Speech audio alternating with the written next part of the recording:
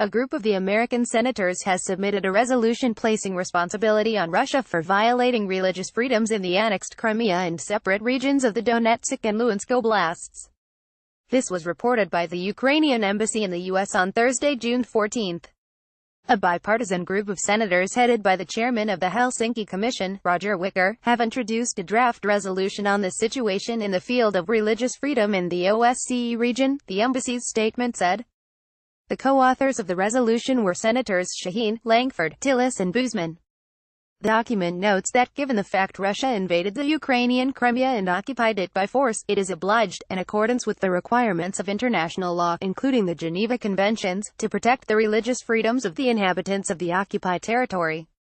It also noted that during the entire duration of time since the Russian Federation annexed the Crimea, Russia has been responsible for violating religious freedoms on the peninsula.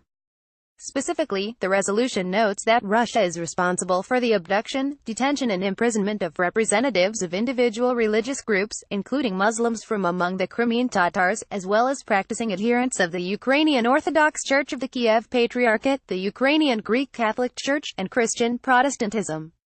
Separately, the draft resolution specified a similar responsibility of Russia for observing religious freedoms in certain territories of the Donetsk and Luhansk oblasts.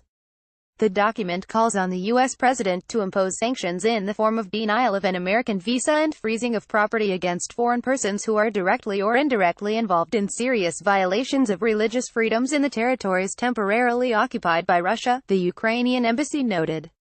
Earlier this week, the U.S. expanded its sanctions against Russia by adding 3 more Russian citizens and 5 companies to its list.